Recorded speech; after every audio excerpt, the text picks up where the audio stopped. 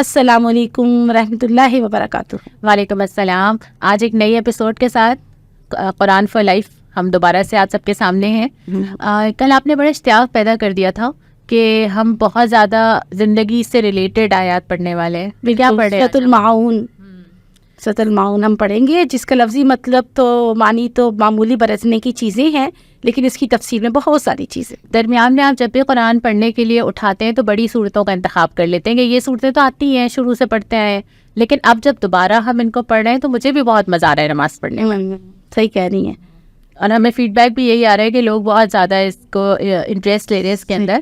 اور یہ بھی کہ اگر آپ ہمارا یہ پوڈ کاسٹ دیکھ رہے ہیں اور لائک بھی کر رہے ہیں اور شیئر بھی کر رہے ہیں تو ہو سکتا ہے کہ آپ سبسکرائب کرنا بھول گئے ہوں۔ تو اس وقت ہم جب تک سورت کا ترجمہ شروع کرتے ہیں آپ جلدی سے ہمارا چینل سبسکرائب کر لیں۔ جی بالکل۔ اچھا، سورۃ المعون شروع کیجیے۔ بسم اللہ الرحمن الرحیم۔ ارائیت الذی یکذب بالدین۔ تم نے دیکھا اس شخص کو جو آخرت کی جزا اور سزا کو جھٹلاتا ہے۔ پہلا لفظ اللہ تعالیٰ نے کہا ارائیتا، کیا دیکھا ہے تم نے؟ اچھا، یہ سوال کیا چاہتے ہیں اللہ تعالیٰ؟ مجھے لگ رہا تھا جیسے میں بٹھاتی ہوں نا بچوں کو، تمہیں پتہ نہیں ہے کیا تم نے دیکھا نہیں ہے، کیا تم جانتے نہیں ہو؟ لیکچر کا آغاز ایسے ہی ہوتا ہے۔ جی جی، سورہ فیل میں بھی ہم نے یہی ایکسپیرینس کیا کہ اللہ تعالیٰ فرما رہے الم تری کیف، کیا تم نے دیکھا ہاتھی والوں کو۔ یہاں پر بھی ذرا تھوڑا سا مختلف انداز سے اللہ تعالیٰ پھر متوجہ کر رہی ہے اور بتا رہی ہے اور کچھ دکھانا چاہ رہے ہیں۔ اور اس سوال کا مقصد obviously یہ ہے کہ تمہیں پتہ تو ہے لیکن کیا تم نے غور نہیں کیا کبھی؟ ایک انسان فوراً سے چوکنا ہو جاتا ہے نا، یا فوراً اپنے آپ سے کویشچن کرنے لگ جاتا ہے، یا ذہن کی ایک بتی جلنا شروع ہو جاتی ہے۔ تو اصل بات کرنے سے پہلے آغاز اس طرح ہے کہ کیا تم نے کبھی اس بات پہ سوچا نہیں یا دیکھا نہیں، یا اپنے آس پاس سبق نہیں لیا؟ اور ذکر ہے یکذبو، اس شخص کو جو جھٹلاتا ہے بالدین۔ اچھا، اب دین کے مطلب پہ بھی آنا پڑے گا اور یکذبو کے مطلب پہ بھی آنا پڑے گا۔ بالکل۔ اچھا، میں بڑی غور کر رہی تھی اس کے اوپر کہ یکذبو جو شخص جھٹلاتا ہے، یعنی کفر کرتا ہے کا لفظ نہیں آیا، یا اس شخص کی بات نہیں ہو رہی کہ جو بالکل ہی نہیں مانتا آخرت کو، بلکہ جھٹلانا ایک بہت مختلف رویہ ہے کہ وہ جان تو رہا ہے، پتہ اسے سارا کچھ ہے، لیکن وہ مان کر نہیں دے رہا یا وہ عمل کر کے نہیں دے رہا۔ پہلے آپ اس کا ڈیفینیشن بھی بتا دیں تو پھر ہم پورا جملہ ایک ساتھ لیں گے۔ بالدین، دین تو کتنے سارے معنوں میں استعمال ہوتا ہے۔ دین کا معنی ہے طریقہ زندگی، دین کا معنی ہے مذہب، دین کا معنی ہے ریٹرن، کوئی چیز واپس آنا بھی اس میں آ جاتا ہے، تو کوئی چیز دے دینا، کیونکہ آخرت کے دن کو بھی کہتے ہیں، آخرت کے دن کو یوم الدین کہتے ہیں۔ تو دین کے بہت سارے معنی ہیں۔ اب جو جھٹلانے کا ذکر آ رہا ہے، اس میں ایک ذکر یہ بھی ہو سکتا ہے کہ ایک شخص اپنے دین کو یا اسلام کو یا اس کو جھٹلا رہا ہے، اور دوسرا یہ آ رہا ہے کہ وہ آخرت کے دن کو جھٹلا رہا ہے۔ لیکن باقی آگے جتنی چیزوں کا ذکر آیا اس سے یہی پتہ چل رہا ہے کہ یہاں پہ آخرت کا ذکر مقصود ہے، کہ تم نے اس شخص کو نہیں دیکھا جو آخرت کے دن کو جھٹلاتا ہے۔ اب جھٹلانے کا مطلب کس کس طرح ہو سکتا ہے؟ کبھی میں سوچوں مجھے آیت سنائی جائے نا تو میرے ذہن میں آئے گا کہ یہ شاید عرب کے کفار کا ذکر ہو رہا ہے یا آج کے کافروں کا ذکر ہو رہا ہے، لیکن یہ رویے مسلمانوں کے اندر بھی ہیں۔ اب جھٹلانے کا مطلب یہ ہے کہ آپ مانتے تو ہیں آخرت کو، آپ سوچنا ہی نہیں چاہتے اس کے اوپر، آپ کو پتہ ہے کہ آخرت آنی ہے لیکن آپ اس سے بالکل بے نیاز ہیں، یا یہ کہ آپ کو پتہ ہے کہ آخرت میں سوال جواب ہوگا لیکن آپ کو اس کی کوئی فکر نہیں ہے، آپ اس کو اپنے اوپر طاری ہی نہیں کرنا چاہتے۔ یہ سارے جھٹلانے کے رویے ہیں۔ بالکل، یہ رویہ ہے کہ آج کی زندگی آج ہی جی لو، کل کا دیکھا جائے گا، اور پتہ نہیں ٹھیک ہے کہ غلط ہے، پتہ نہیں کس حد تک ہوگا کس حد تک نہیں ہوگا، یعنی کہ خود ہی جان بوجھ کر ہم نے خود کو اسٹیٹ میں رکھا ہوا ہے جو ایک کنفیوزنگ سی اسٹیٹ ہے، اور خود ہی ہم اس کی جاری نہ دیکھنا چاہتے ہیں، نہ سوچنا چاہتے ہیں، نہ اس حوالے سے ہم کوئی گفتگو کرنا چاہتے ہیں۔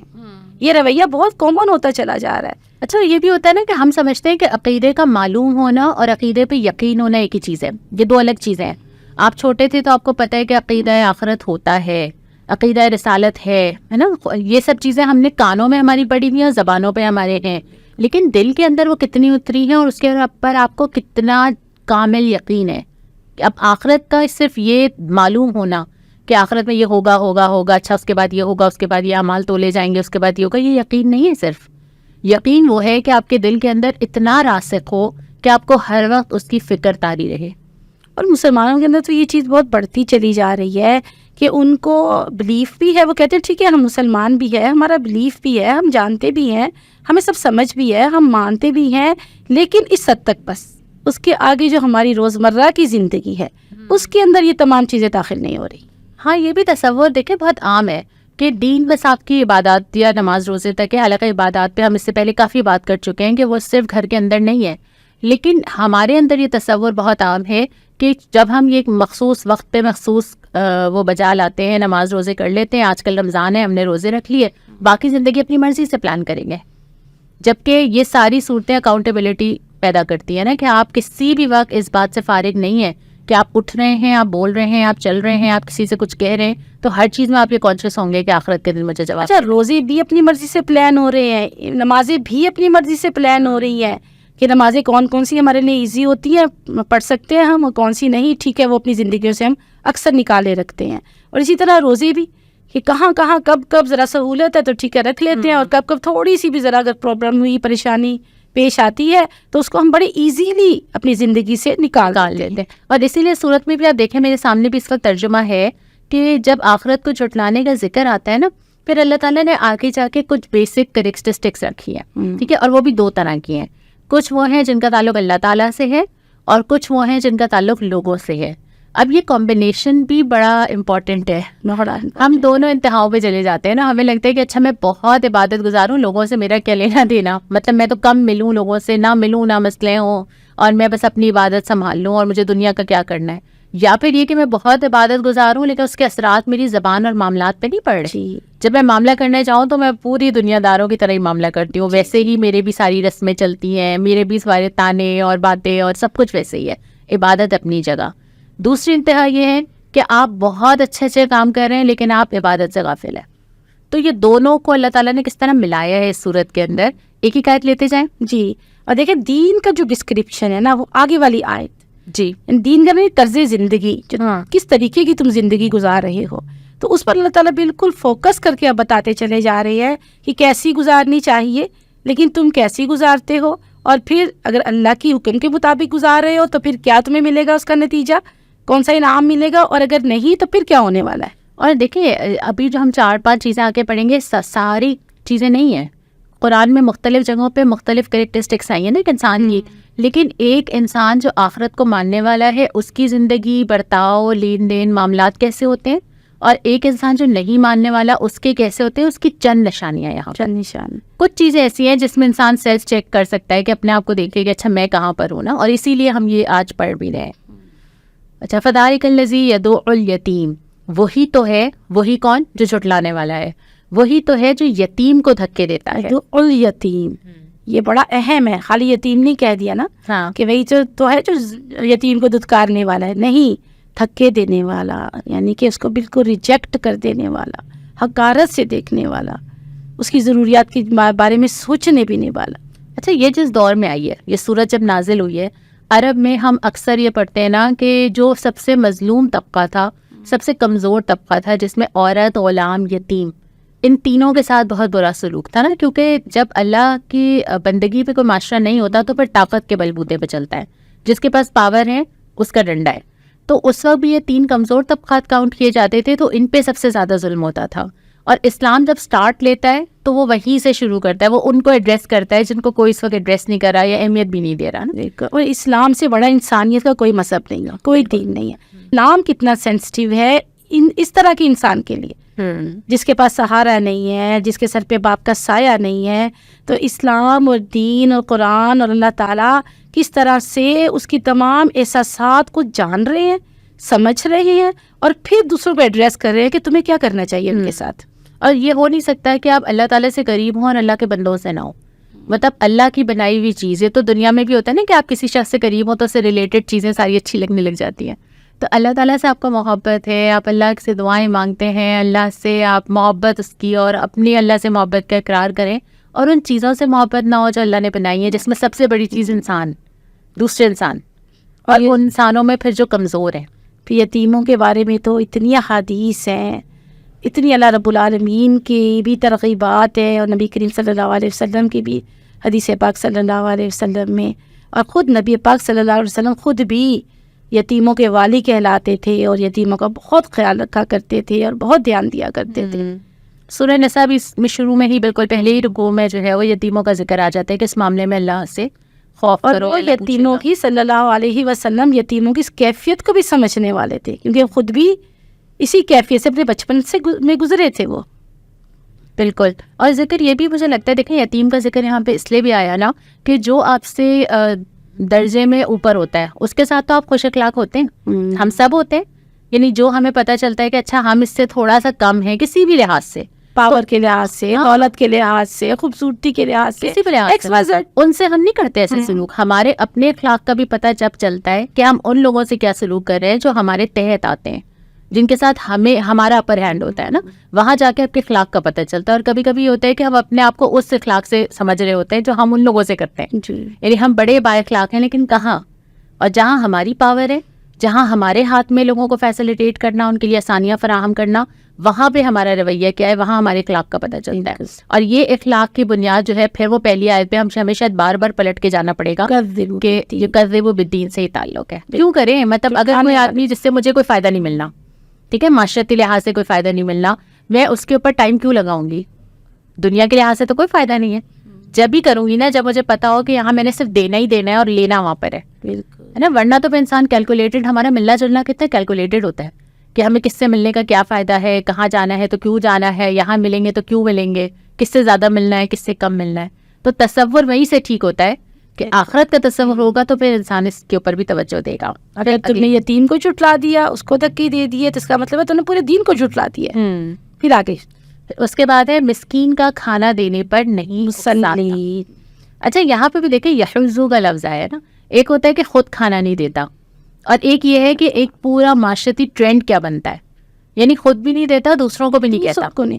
اچھا خود دینے کا یہاں پہ تذکرہ نہیں ہے، وہ تو ایک انڈرسٹوڈ بات ہے کہ خود تو تمہیں دینا ہی دینا ہے، لیکن تم کیا کرتے ہو کہ نہ خود دیتے ہو، نہ کسی اور کو کہتے ہو، نہ دوسرے کو کہتے ہو کہ اس کو کھانا کھلاؤ. بالکل. تو اس کا کیا مطلب ہے کہ وہ خود اتنا زیادہ کیا کہنا چاہیے کنجوسی میں مبتلا ہے، یا مائزری میں مبتلا ہے، یا وہ اپنے ہی خود کو ہی کھلانے اور پلانے میں اور خود کی ہی ضروریات پوری کرنے میں اس قدر زیادہ منہمک ہے کہ اس کو دوسرے ضرورت مند کی جانب دیکھنا بھی گوارا نہیں ہے. اچھا دیکھیں اپنے پاس، اگر آپ کے پاس کوئی چیز ہونا، کھانا زیادہ ہے، ہمارے فریج بھرے ہوئے ہوتے ہیں، مال ہمارے پاس الحمدللہ بہت سارے لوگوں کے پاس ہے، تو اپنی ضرورت کے لیے تو ہے ہی ہے نا. دینا کتنا مشکل کام ہے، مطلب اسی سے آپ کے 10 اور پلانز ہو سکتے ہیں، اسی اناج کو بچا کے آپ اور اپنے سمجھتے ہیں کہ ہم چیزیں بچا لیں گے. اسلام ایک دوسرا رویہ بناتا ہے، وہ شیئرنگ کا رویہ بناتا ہے. وہ تو ہمیں کتنی مثالیں ملیں کہ لوگ بھوکے ہیں لیکن دوسروں کو کھلا رہے ہیں. اب یہ ایسی تجارت، یہ ایسی انویسٹمنٹ کوئی دنیا پرست نہیں کر سکتا، کیونکہ دنیا آپ کو سکھاتی ہے جمع کرو، اپنے لیے جمع کرو، فیوچر کا سوچو، سیو کرو. لیکن آخرت یہ سکھاتی ہے کہ تمہاری انویسٹمنٹ یہ ہے کہ تم دوسروں پہ خرچ کرو، مال کو گردش میں رکھو.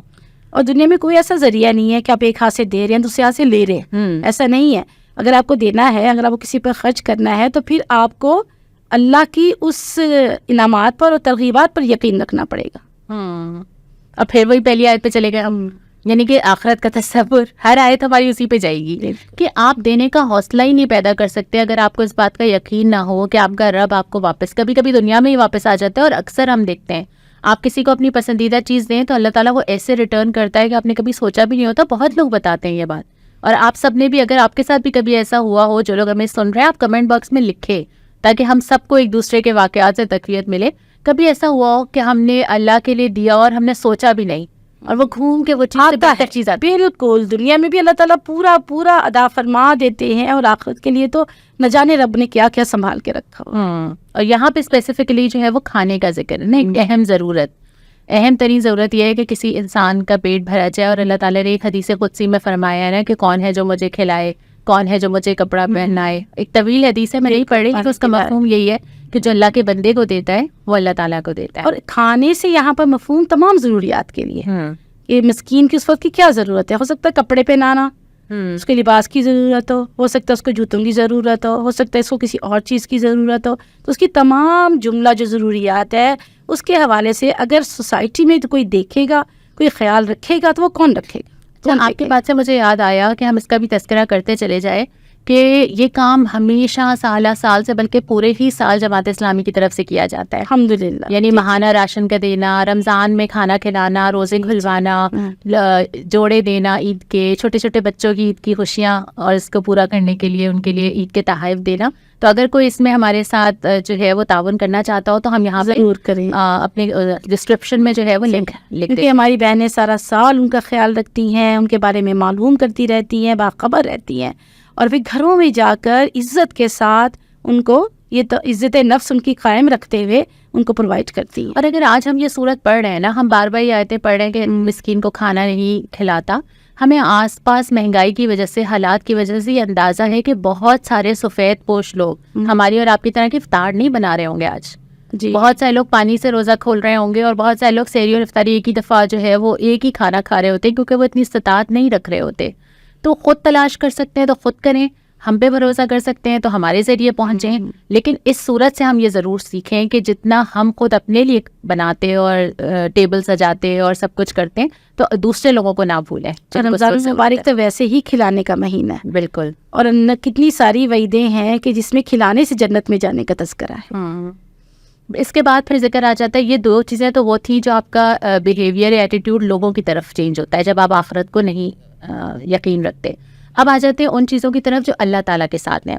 پہلی چیز یہ کہ فویل للمصلین، اگر اتنا ٹکڑا پڑے تو دل ہل جاتا ہے کہ تباہی ہے نماز پڑھنے کہ صرف دو ہی ہے اس کے اندر جو ہے ورڈز ہیں، اور دو ہی کتنے اسٹرانگ ہیں. ہم نے بات اس میں بھی پڑھی تھی نا سورہ ہمزہ میں کہ وعید کے لفظ کا، ویل یہاں پر بھی وہ آ گیا بہت سختی کے ساتھ، یعنی اللہ تعالیٰ کا عذاب اور پکڑ جہاں پہ اللہ تعالیٰ نے مینشن کرنی ہو نا وہاں یہ لفظ آتا ہے. اور جب فا آ جاتا ہے وہاں پر بھی علماء کہتے ہیں کہ کوئی حتمی بات اب اللہ تعالیٰ نے کہنی ہو نا، یعنی اللہ تعالیٰ نے اسٹیمپ لگا دی ہاں مزید تاکید کے لیے، فویل لل کے بس اب ختم.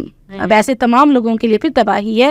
وہ کون سے ہیں وہ آگے ہے. اچھا پہلے تو ذکر ہے نماز پڑھنے والا، نماز نا، اچھا اس نماز کیسی وہ تو بات کی بات ہے، لیکن پہلے کی جیسے آپ کہتے ہیں تو آپ کہتے ہیں یہ کیسے ہو سکتا ہے کہ نماز پڑھنے کے باوجود، مطلب نماز پڑھنے آسان نہیں ہے، 5 وقت نماز پڑھنا مشکل کام ہے. ایک شخص اگر نماز پڑھ رہا ہے تو اس کا مطلب وہ ایمان بھی رکھتا ہے، اس کا مطلب کہ وہ اللہ کو راضی بھی کرنا چاہتا ہے، اس کا مطلب وہ ایفرٹ بھی کرتا ہے. بالکل. پھر بھی اس میں وہ ساری نماز پڑھنے والے بھی آ جاتے ہیں، لیکن وہ کیسی پڑھتے ہیں یہ ہمارا آگا، یعنی نماز پڑھنا اور پھر نماز کا قبول ہونے کے درمیان فرق ہے. اور کیسی پڑھنا، کس طرح پڑھنا، کیا نیت ہوتی ہے، کس طرح کی تیاری ہوتی ہے، کس طرح کا خیال ہوتا ہے، وقت کا خیال رکھا جاتا ہے نہیں رکھا جاتا، کیسے آگے پیچھے تمام تر چیزوں کا خیال رکھتے ہوئے پوری شرائط کے ساتھ نماز کا پڑھنا. اور پھر یہ تو ایک پوری نمازیں پڑھنے والے کا ہم بات کر رہے ہیں نا، تو غفلت کے اندر تو وہ سارے ہیں جو کبھی ایک پڑھ لی کبھی 2 پڑھ لی. آپ اگلی آیت کی بات کر رہی ہیں نا، جیسے فویل للمصلین کے بعد ہے الذین هم عن صلاتهم ساہون، اور پھر اگلی بھی ساتھ ہی لے لیجیے الذین هم یراؤون. 2 چیزیں ہیں. اب آپ بتائیے، اب غفلت کا ذکر کر رہی تھی. اب یہاں پر دیکھیے کہ ایسا نمازی جو اپنی نماز کا خیال نہیں رکھتا، سب سے پہلے یہ، اور خیال نہ رکھنے میں کیا ہے کہ وہ بات ہوگی نا کہ وہ کس طرح سے نماز پڑھ رہا ہے. اگر پڑھ بھی رہا ہے ساری تو اس کی باقی شرائط کیا پوری ہو رہی ہیں اور دوسری چیزوں کا خیال رکھتا ہے. اور اگر وہ نہیں پڑھ رہا تو کوئی 1 پڑھ رہا ہے، کوئی 2، کوئی 3، کوئی 4، اور کوئی جمعے کی جمعے، کوئی عید کی عید، کوئی وہ بھی نہیں پڑھ رہا، تو پھر وہ اس میں آ جاتی ہے نا صلاۃ نماز سے غفلت میں نا. اچھا اس بات کا انکار تو کوئی نہیں کرے گا، جتنے لوگ ہمیں بھی سن رہے ہیں، ہم میں سے کوئی یہ نہیں کہے گا کہ نماز ہم نہیں پڑھنا چاہتے یا نہیں پڑھنی چاہیے. ہاں یہ تو کوئی نہیں کہے، یہ کوئی نہیں کہے گا. لیکن اس کے لیے جتنی محنت اور اتنی ایفرٹ ہم شاید اس کو بہت کیجولی لے لیتے ہیں، بہت تھوڑا سا کر کے. اب نمازوں میں کئی دفعہ ایسا ہوا، لاسٹ ٹائم جب ہم سفر کر رہے تھے تو ایون ایئرپورٹس میں نمازوں کی جگہ ختم ہوتی جا رہی ہیں، تو میں نے کمپلین کی، جا کے ان سے کہا کہ آپ مجھے کمپلین بک دے، مجھے کمپلین کرنی ہے، میں نماز کہاں پڑھوں. غالباً لاہور ایئرپورٹ یا کوئی کون سا تھا. انہوں نے کہا لوگ نہیں استعمال کرتے، جگہ آکیوپائی ہو رہی تھی، لوگ استعمال نہیں کر رہے تھے. تو اس طرح کی بھی چیزیں ہمارے صرف ہم نہیں ہوتے، معاشرے کے اندر نماز کا پورا، ایون آپ کو بازاروں میں آپ کہیں باہر نکلو مشکل ہو جاتی ہے جگہ تلاش کرنا. مساجد میں نہیں ملتی، مساجد میں نہیں ملتی. کتنی ضروری ہے کہ آپ کو ہر جگہ یہ آسانی ملے خواتین کو. یعنی اس کا مطلب خواتین کو پڑھنے کی ضرورت ہی نہیں ہے. اگر وہ بازار میں کہیں مشغول ہے، کسی کام میں مصروف ہے، تو وہ اپنی نماز آرام سے چھوڑ سکے. دیکھیں اس سب چیزوں کا تعلق ڈیمانڈ سے ہوتا ہے. جب پاکستانی برانڈز کی ڈیمانڈ بڑھی تو آپ نے دیکھا کتنی تیزی سے آگے آئیں. ہم نے دیکھا نا کہ پورا جب لوگوں نے طے کر لیا تو پھر کلچر چینج ہونا شروع ہو گیا. یہ بھی وہ چیزیں ہیں کہ نماز کا قائم کرنا اور کروانا، اس کی ضرورت کا احساس کرنا، اس کے لیے جگہ تلاش کرنا، ایک معاشرے میں اس کا ٹرینڈ بنانا، اس کی جدوجہد کرنا اور یہ طلب آپ پیدا کریں گے تو اس کی ڈیمانڈ وہ پوری ہوگی. تو نمازوں کو خود بھی پڑھنا اور ایک پورا معاشرتی نظام بھی بنانا، یہاں پہ دو چیزیں ہیں. غفلت. اب غفلت اس طرح بھی ہو جاتی ہے خواتین کے طور پہ کہ ہم بس کاموں کے درمیان جلدی جلدی بس جتنی ممکن ہوئی پڑھی، کبھی نہیں پڑھ سکے. ایک تو غفلت کی یہ شکل ہے. دوسری مجھے لگتا ہے جلدی میں جو ہے نا کہ جو سجدہ بھی پراپر نہیں کرتا اور رکوع بھی پراپر نہیں کرتا، تو اس کی جو نماز ہے اس کے منہ پہ مار دی جاتی ہے نا، وہ اللہ تعالیٰ قبول ہی نہیں کرتا. اور ایک اس کی اگلی شکل جو اگلی آیت میں ہے وہ ہے ریاکاری. اب بہت بڑی ایک اللہ تعالیٰ کی طرف سے ایک جرم ہے، گناہ ہے، جو ریاکاری کے طور پہ نمازیں پڑھتے ہیں اور دیگر سارے کے سارے جتنے بھی کام ہیں وہ ریاکاری دکھاوے کے لیے ہی کرتے ہیں. اور آگے والی آیت بھی جب آپ لیں گی اس کا بھی تعلق اس کے ساتھ بہت گہرا ہے. اچھا آگے والی لے رہے ہیں ابھی؟ پھر ہم لے لیتے ہیں.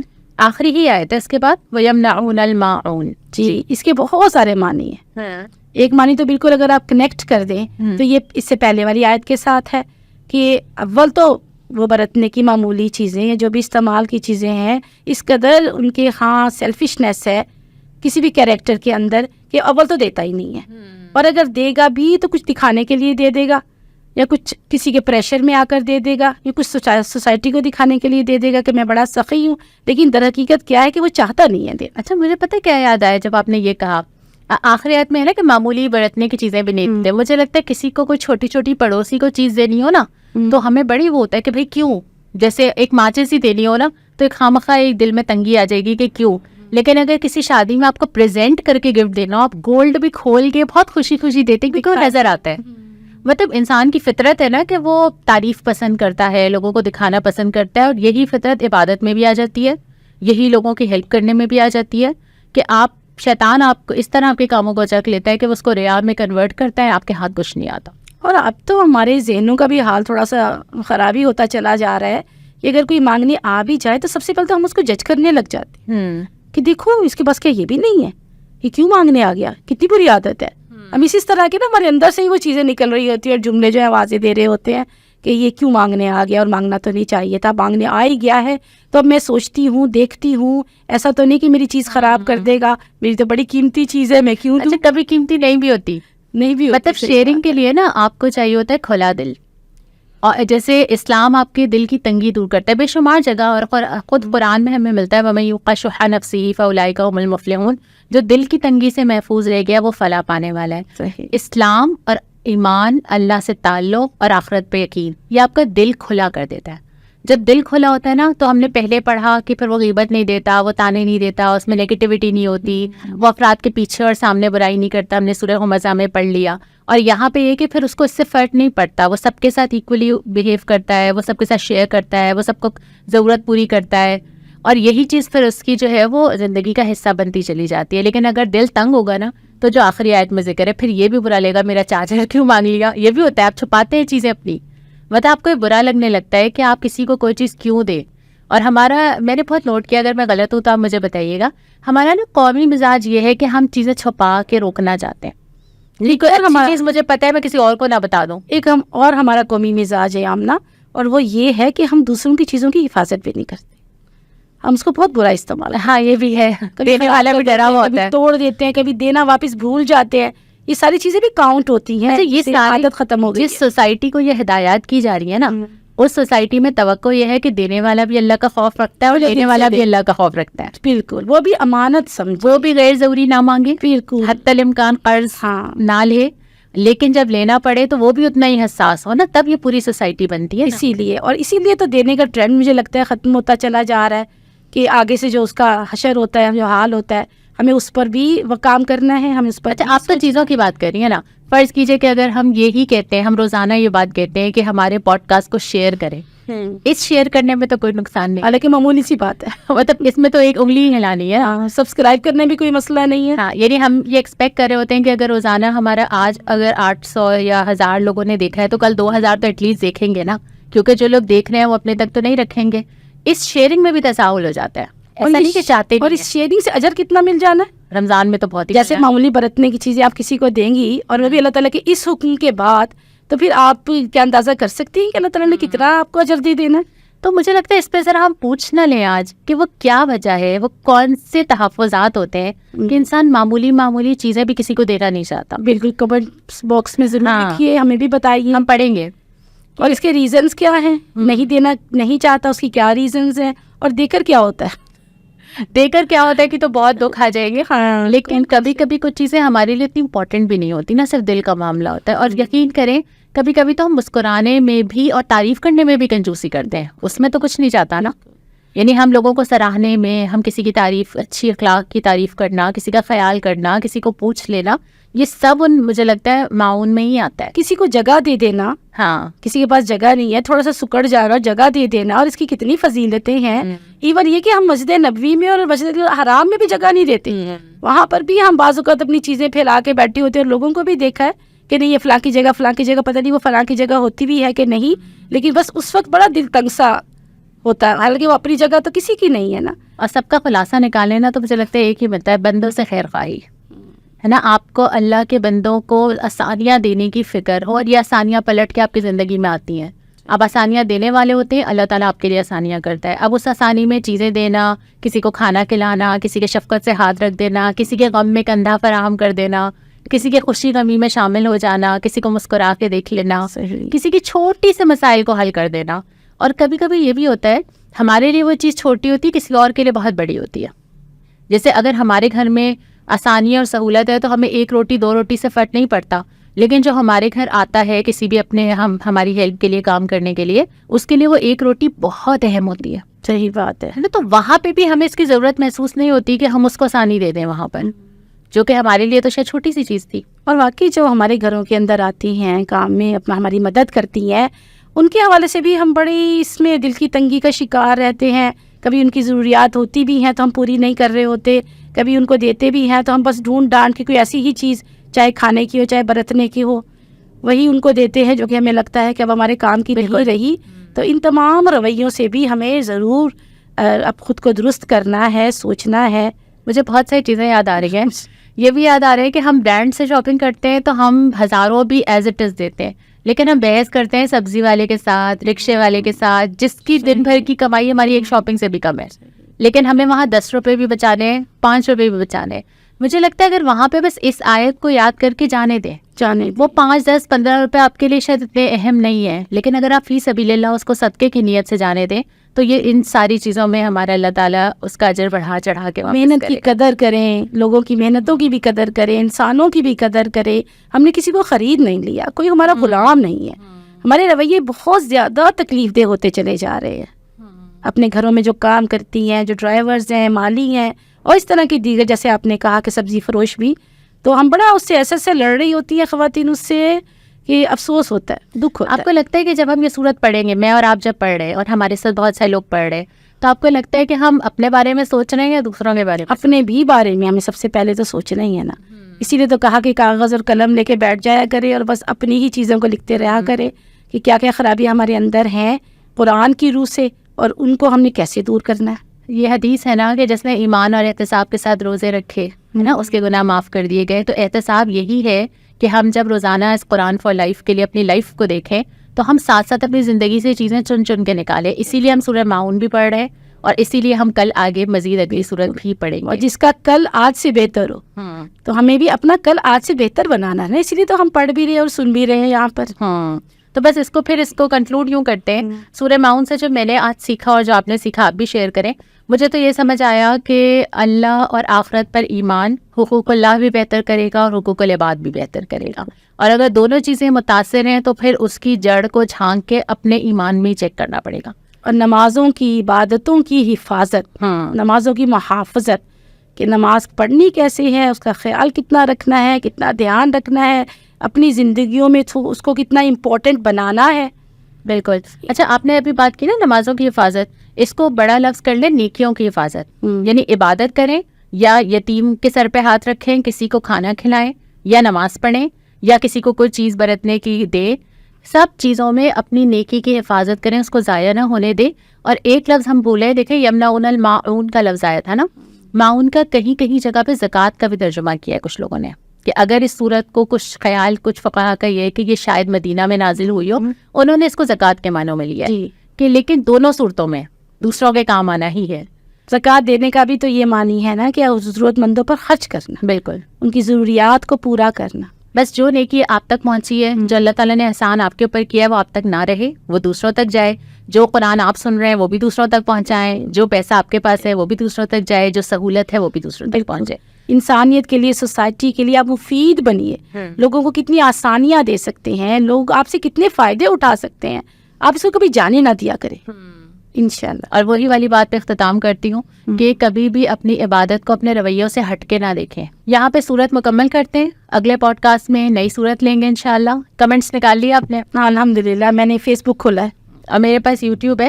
اچھا, اتنے سارے سوالات ہوتے ہیں, آپ کیسے منتخب کرتی ہیں اس میں سے؟ بس دیکھتی جاتی ہوں, اور جو بس زیادہ مجھے لگے کہ اس پر بات ہونی چاہیے وہ والی بات میں کر لیتی ہوں. اچھا, اور جو ہم پھر ابھی یوں نہیں لے رہے ہیں وہ پھر ہم کمنٹ میں جا کے اس کا کوشش کریں گے جواب دیں. ہم دیتے ہیں, ہم ہر اس کا کمنٹ کا رپلائی دیتے ہیں. ٹھیک ہے. اچھا, ایک سوال میرے پاس ہے جو کہ مجھے یہ بھی لگا کہ بہت سارے لوگوں کے ذہن میں آ رہا ہوگا, کلیکٹیو ہی 2 کویشچنس کا ایک ملا لیا. ایک یہ ہے کہ آپ نے کہا کہ جماعت اسلامی لوگوں کے پاس جاتی ہے, تو پہلے تو یہ بتائیں کہ آپ خرچ کہاں کرتے ہیں. دوسرا یہ کہ سفید پوش لوگوں تک کیسے پہنچا جائے. اب مجھے لگا ہے دونوں چیزیں آپس میں جڑی ہوئی ہیں, اس وجہ سے کہ جب ہم یہ بات کرتے ہیں نا کہ جماعت اسلامی پورا سال یہ کام کرتی ہے اور کرتی ہے گلی محلوں کے اندر, آپ میں سے ہر ایک نے کہیں نہ کہیں اپنے محلے میں جماعت اسلامی حلقہ خواتین کا درس دیکھا ہوگا یا اٹینڈ کیا ہوگا, یا کم از کم دعوت ضرور آئی ہوگی. جب آپ گلی محلوں کی سطح پہ پورا سال موجود ہوتے ہیں اور لوگوں سے کنیکٹڈ ہوتے ہیں, تو آپ کو پتہ ہوتا ہے کہ سفید پوش لوگ کس گھر میں. یوزلی ہمارے پاس جو لوگ آتے ہیں وہ مانگنے والے آتے ہیں نا, جو لوگ اپنی عزت نفس سے ہٹ کے بھی مانگ لیتے ہیں, ہمیں چوراہوں پہ بھی نظر آ جاتے ہیں. کچھ لوگ ایسے ہوتے ہیں جو آپ سے مانگنے نہیں آئیں گے, اور ان کا پتہ آپ کو اپنی فیملی میں بھی جب لگتا ہے, جب آپ کا ان سے کنٹینیوس تعلق ایسا بن جائے, آپ کا آنا جانا مستقل ہو, آپ کی خیر خواہی ایسی ہو, اور پھر گلی محلوں میں بھی آپ کو پتہ اسی وقت چلتا ہے جب آپ پورا سال لوگوں کے درمیان ہو. چونکہ جماعت اسلامی پورا سال لوگوں کے درمیان ہوتی ہے تو ہمیں پتہ ہوتا ہے, اور ہم بہت سارے ماہانہ راشن ایسے گھروں میں پہنچا رہے ہوتے ہیں جن کے بارے میں کسی کو پتہ نہیں چلتا.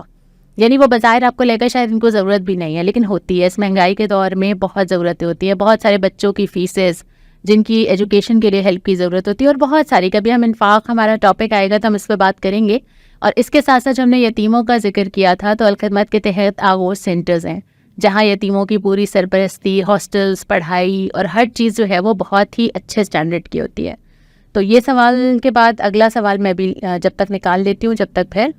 اچھا, میرے پاس ایک سوال یہ ہے جس کا جو کہنا یہ چاہ رہی ہیں, وہ پوچھنا یہ چاہ رہی ہیں کہ ہم اپنی ہی زندگی کیوں نہ بہت اچھی سی گزار لیں, اپنی ہی ضروریات کا خیال رکھ لیں اور اپنی ہی زندگی کو اچھا سا بنا لیں, ہمیں دوسروں سے کیا غرض. یہ کہنے والی کوئی ینگ ہے کیونکہ یہ یوتھ ہے, اور ایک جیسی زندگی آج کل کی یوتھ گزار رہی ہے نا, اس میں کچھ ڈالا گیا ہے, کچھ یہ کانسیپٹ ہمارے اوپر اس طرح آ گئے کہ ہمیں لگا یہ ہماری زبان ہے, یہ ہماری فیملی کی زبان نہیں ہے, یہ دوسروں کی زبان ہمیں بولنی آ گئی ہے, کہ وہ جو ویسٹرن کلچر ہے نا کہ بس آپ اور آپ کی زندگی.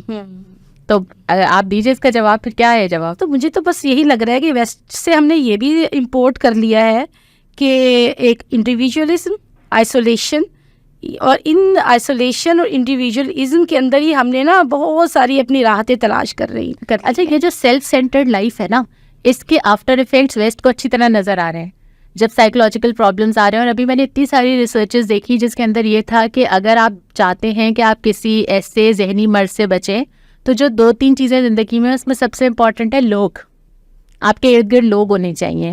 جو لوگ لوگوں سے تعلق میں ہوتے ہیں ان میں سب سے کم آتے ہیں ڈپریشن اور انگزائٹی کے مسائل. اور انسان تو تنہا رہ ہی نہیں سکتا نا, انسان تو ایک سوشل اینیمل ہے, مل جل کر رہتا ہے, مل جل کر رہنا اس کو اچھا لگتا ہے, ایک دوسرے کے کام آنا اچھا لگتا ہے, ایک دوسرے سے اس کی ضروریات وابستہ ہوتی ہیں. اچھا, لیکن اس سے انکار تو نہیں ہے نا کہ یہ مشکل کام ہے. مشکل کام آسان ہے کہ اکیلے رہو, نہ کسی سے پوچھیں, نہ وہ کریں, اور مشکل یہ ہے کہ آپ لوگوں کو ساتھ لے کے چلیں. لیکن زندگی تنہا بسر تو ہو بھی نہیں سکتی نا. آن دا لانگ رن آپ دیکھ لیجئے کہ زندگی تنہا ساری تو نہیں گزر سکتی. ہاں, اگر آپ نے 1 گھنٹہ گزار لیا, آپ نے 1 دن گزار لیا, لیکن اس سے زیادہ آپ نہیں گزار سکیں گے. آپ صلی اللہ علیہ وسلم نے فرمایا کہ جو لوگوں کے ساتھ رہے اور تکلیفیں برداشت کرے, وہ اس سے بہتر ہے کہ جو لوگوں سے ملنا چھوڑ دے. اور اگر یہ اندر سے نہیں ہوتا نا, تو پھر فیس بک پہ گروپس کیوں بنتے ہیں, پھر پیجز کیوں بنتے ہیں, پھر واٹس ایپ پہ بھی چینلز کیوں بنتے ہیں, پھر کمیونٹیز کیوں بنتی ہیں. چاہ رہے ہوتے ہیں ہم ڈھونڈ کے شامل ہوتے ہیں جا کے. پھر آج ہم سوشل ویب سائٹس پہ کیوں جا کے بیٹھ جاتے ہیں؟ صحیح بات ہے. ساری کی ساری یوتھ اور ساری دنیا بلکہ سوشلائزنگ وہاں کر رہے ہیں, ہم سوشل ویب سائٹس پہ بیٹھی ہوئی ہے, وہاں ہمیں اچھا لگ رہا ہے, دوسروں کی چیزیں ہم دیکھ رہے ہیں, کمنٹس کر رہے ہیں, ان کی وہ ہماری چیزوں پہ کمنٹس کر رہے ہیں تو ہمیں یہ اچھا لگتا ہے نا, تو پھر کیوں ملنا جلنا اچھا نہیں لگتا. اس لیے کہ وہاں پہ لوگوں کا بٹن آف کرنا آسان ہے نا, وہاں پہ فرینڈ لسٹ سے نکالنا اور داخل کرنا آسان ہے, جس کو چاہے انکلوڈ کیا, جب چاہا دیکھا, جب چاہا نہیں دیکھا. لیکن اسی وجہ سے آپ حقیقی زندگی سے دور ہو جاتے ہیں. بالکل, لائف کو فیس کرنا چاہیے, سوسائٹی میں سب سے مل جل کر رہنا چاہیے, سب کی ضروریات کا خیال رکھنا چاہیے, اور پھر انشاءاللہ تعالیٰ شیئرنگ, جو اس سے شیئرنگ کی جو ایک عادت پیدا ہوتی ہے, ہیبٹ, بہترین ہیبٹ ہے یہ, تو اس کو بھی ضرور اس پر عمل کرنا چاہیے اور اس کے فوائد دیکھنے چاہیے. اور جب آپ اتنے سمجھدار ہوتے ہیں نا کہ آپ کو ہر چیز میں انویسٹمنٹ کا پتہ ہے نا, ایز اے یوتھ بھی آپ کو اچھی طرح پتہ ہے کہ آج کیا انویسٹمنٹ کرنی ہے, کیا انویسٹ کر لینا ہے کہ کل ملے, تو یہ بھی انویسٹمنٹ ہے.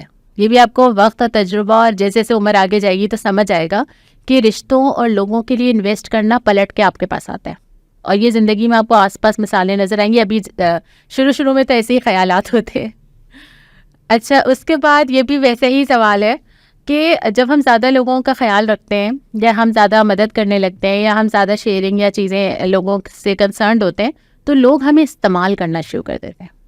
یعنی پھر یہ ہو جاتا ہے کہ لوگ کہتے ہیں کہ اس سے ہی ملے گی مدد, یا لوگ ہمیں شاید اتنی ویلیو نہیں کرتے جتنی کرنی چاہیے نا.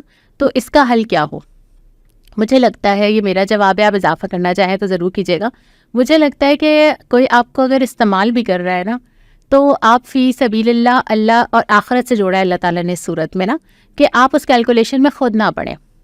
یہ کیلکولیشن اللہ تعالیٰ پہ چھوڑ دیں. آپ نے کسی کے ساتھ کیا کیا, کس نے آپ کے ساتھ کیا کیا, اگر آپ اس کیلکولیشن میں پڑ جائیں گے, زندگی گزارنی بہت مشکل ہو جائے گی. اور آپ کی انٹینشن کیا ہے؟ اگر انٹینشن گیو اینڈ ٹیک کی ہے, اگر کیلکولیٹڈ مووز ہیں, تو پھر تو یہ سوالات پیدا ہوتے رہیں گے. لیکن اگر انٹینشن یہ ہے کہ آپ جو کر رہے ہیں آپ کو آخرت میں چاہیے, تو پھر یہ سوال پیدا نہیں ہوتا. پھر آپ مجھے ایک صاحبہ نے بتائی یہ بات, حالانکہ میں شاید اس سے اتنا اتفاق نہ کروں. انہوں نے کہا میرے پاس میسج آتا ہے, آپ کے پاس بھی آتا ہوگا, 20 روپے کا بیلنس بھیج دیں, میں ہاسپٹل میں ہوں, آتا ہے نا بہت. اب کم ہو گئے شاید, اب تو بینک سے کال آتی ہے. تو انہوں نے کہا جب میرے پاس میسج آتا ہے نا 20 روپے بھیج دیں, میں 20 روپے ضرور بھیجتی ہوں. اچھا, میں نے بھی ان کو کہا کہ آپ کیوں بھیجتی ہیں؟ تو انہوں نے کہا مجھے لگتا ہے کہ مانگنے والے کا عمل اس کے ساتھ ہے, اور مجھے اگر کوئی بیوقوف بنا رہا ہے تو بنا لے. اچھا, میں نے تو خیر کہا 2 دفعہ بن جائیے, مسلسل نہ بنے. لیکن ایک سوچ کی بات ہے کہ آپ کے ذہن میں کیا ہے, کہ آپ جو ہے وہ حساب کتاب کریں گے, تو پھر آپ تو کرتے ہی رہیں گے ساری زندگی. چلے, میرا ایک اور سوال ہے. جی, ایک اور آگے. جی, سوال یہ آیا ہے کہ ہم دوسروں کے سامنے نماز پڑھتے ہوئے تھوڑا سا ہچکچاتے ہیں, جھجکتے ہیں کہ لوگ ہمیں جج کرتے ہیں, تو اس لیے ہماری بہت ساری نمازیں چھوٹ جاتی ہیں. اچھا, جب آپ چھوٹے تو نہیں, آپ کو بھی یاد ہوگا, ہم زیادہ کانشیس ہوتے ہیں نا. کوئی کہتا ہے کہ اچھا دوپٹہ صحیح نہیں پہنا, کوئی کہے گا کہ اچھا تمہارے یہ زیادہ لمبا ہونا چاہیے تھا. کبھی کبھی یہ ٹھیک ہوتا ہے, اگر دل اس کے لیے تھوڑا بڑا کرے نا, تو کبھی کبھی یہ ٹھیک ہوتا ہے, بشرطے کہ کہنے والے کا اخلاص اور ٹون کیسی ہے. توجہ کوئی آپ کو دلاتا ہے تو وہ آپ پہ احسان کرتا ہے, بشرطے کہ محبت کے ساتھ دلائے. تو مجھے لگتا ہے کہ ہمارا ایج گروپ اس کا خیال رکھے کہ ہم اگر کسی کو توجہ دلا رہے ہیں تو ہمارا انداز اور ہمارا لہجہ کیسا ہے, اور اگر کوئی آپ کو توجہ دلاتا ہے تو آپ خوش دلی کے ساتھ مسکرا کے خاموش ہو جائیے. اور یہی یاد رکھیں, جیسے بھی آپ نے کہا آخرت کا ذکر کیا, تو یہی یاد رکھیں کہ ہمارے اللہ کا حکم ہے, اور ہم تو اپنے اللہ کے لیے پڑھ رہے ہیں. اور اگر کوئی ٹھیک کہہ رہا ہے تو اس کو توجہ دیں, اور اگر کوئی آپ کو لگتا ہے کہ نہیں اس کی بات اتنی مناسب نہیں ہے, تو خاموش ہو کے گزر جائیے. بہت ساری چیزیں ایسی ہیں جس میں آپ لوگوں سے اپنی مرضی کا رویہ نہیں نکلوا سکتے, ٹھیک ہے نا. ہم اور آپ بھی اگر ٹوکنے پہ آتے ہیں تو کبھی کچھ غلط بھی کہہ جاتے ہیں, زیادہ بھی کہہ جاتے ہیں, لیکن ایک کچھ چیزوں کو بس مسکراہٹ سے گزار لینا بھی کافی ہوتا ہے نا. ہر چیز میں صحیح غلط کا فیصلہ ہم نہیں کر سکتے, خاص طور پہ انسانی رویوں میں. تو میں نے اس پوری صورت سے یہی سیکھا ہے آج سورہ ماؤن سے, کہ انسان جو ہے وہ خوف خدا کے ساتھ اللہ سے معاملات اور بندوں سے معاملات کرے. بالکل, اللہ سے تعلق مضبوط رکھتے ہوئے آخرت پر یقین رکھیں, اللہ تعالیٰ کے انعامات پر یقین رکھیں, تو پھر یہ تمام تر چیزیں آسان ہوتی چلی جائیں گی انشاءاللہ. اس پیغام کے ساتھ ہی اور قرآن فار لائف پوڈ کاسٹ کے آج کے ایپیسوڈ کو یہاں مکمل کرتے ہیں, اور کل پھر اس کے بعد اگلی صورت کے ساتھ انشاءاللہ تعالیٰ آغاز کریں گے. السلام علیکم ورحمۃ اللہ. وعلیکم السلام ورحمۃ اللہ.